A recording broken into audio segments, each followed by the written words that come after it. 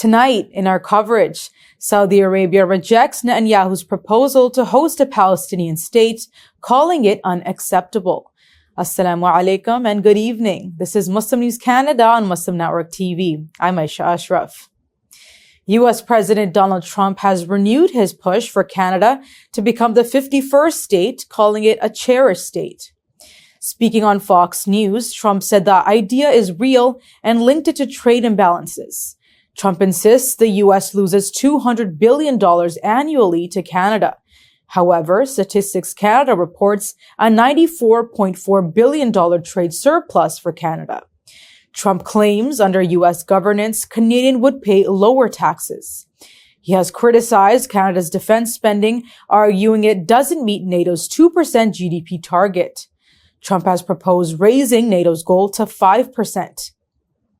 Meanwhile, he has also announced 25% tariffs on all steel and aluminum imports, reigniting trade tensions. Trump has dismissed Canada's $1.3 billion border security plan, saying it's not good enough. U.S. President Donald Trump's announcement of tariffs on aluminum and steel imports from Canada and Mexico has received backlash. Canadian industry leaders fear the tariffs will devastate both economies. Prime Minister Justin Trudeau, currently in France, has not yet responded. Industry Minister François-Philippe Champagne, however, has vowed to defend Canadian industries. Ontario Premier Doug Ford is warning of economic chaos, while Quebec's François Legault is calling for immediate trade negotiations. Catherine Cobden of the Canadian Steel Producers Association is urging Canada to seek an exemption or retaliate swiftly. Saudi Arabia has strongly rejected Israeli Prime Minister Benjamin Netanyahu's suggestion that a Palestinian state could be established on its land. In a statement, the Saudi Foreign Ministry has accused Netanyahu of diverting attention from Israel's ongoing military actions in Gaza. The ministry criticizes Netanyahu's remarks as irresponsible and disrespectful of international law. It says Palestinians have a right to their land and cannot be expelled at Israel's will. Netanyahu made the controversial remark during an interview. He suggested that Saudi Arabia had a lot of land for a Palestinian state. His statement triggered widespread condemnation across the Arab world. Qatar, Jordan, Egypt, the United Arab Emirates, Kuwait, and Iraq, along with the Gulf Cooperation Council, denounced the proposal.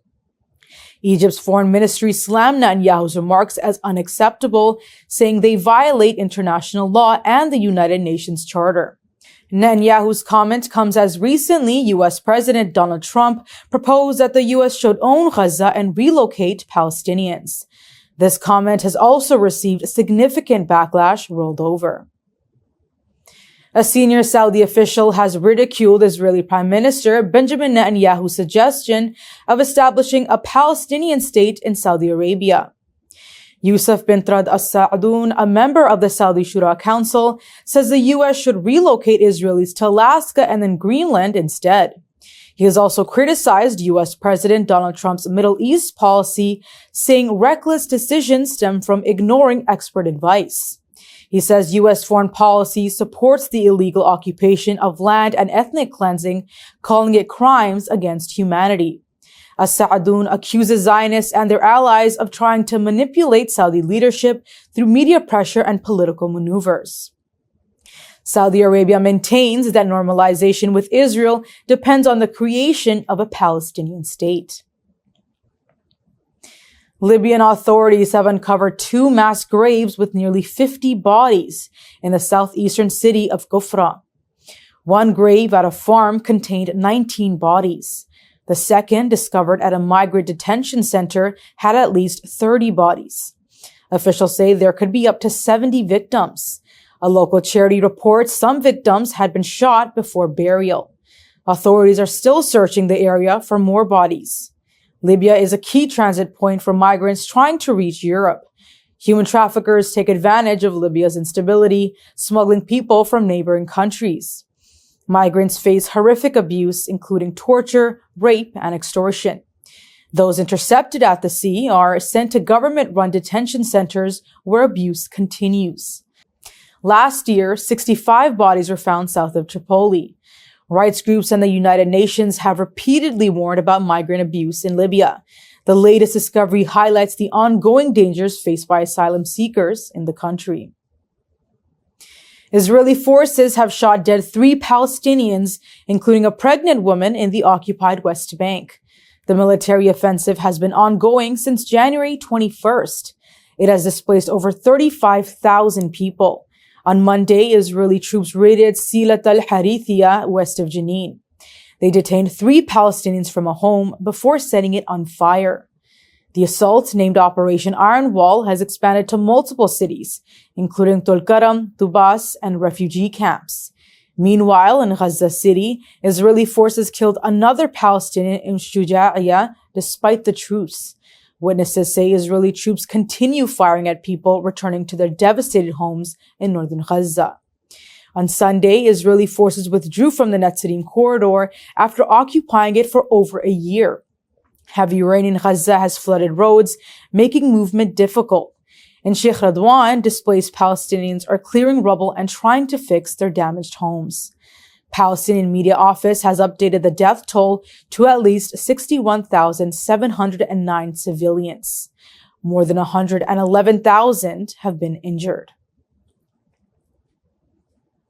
A new survey reveals that Canadians are concerned about tense relations between Jewish and Muslim communities. The poll, conducted by Ledger Marketing, found that 43% of Canadians believe Muslim-Jewish relations are bad.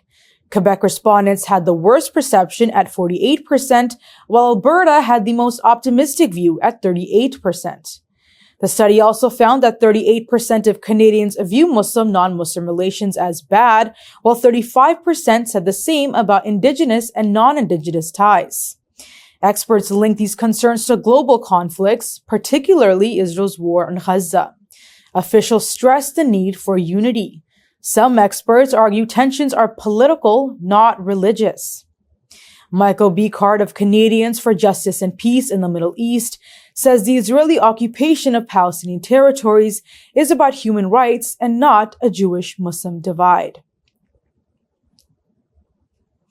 A new center called Amanah has opened in Edmonton, Alberta, providing a safe and welcoming space for Muslim women. The center reflects the Muslim community's diversity, featuring cultural symbols from Morocco, Mecca, and Palestine. It is run by the nonprofit Sisters Dialogue.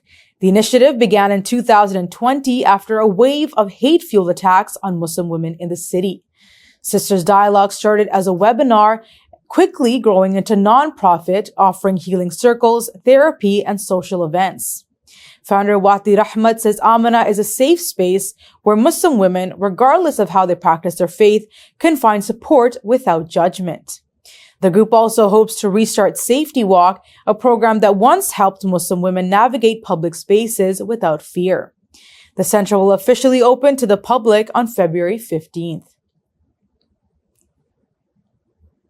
And now, as we head towards the blessed month of Ramadan 2025, we are introducing a new segment to keep you updated on the events happening in your city called Ramadan Events Save This Date. The Muslim Womenpreneurs Network is presenting Ramadan Expo 2025 with a difference. This year, the expo shines a spotlight on the enduring beauty and spirit of Palestinian culture, a beacon of resilience and hope in challenging times. The first event was held in Montreal last weekend.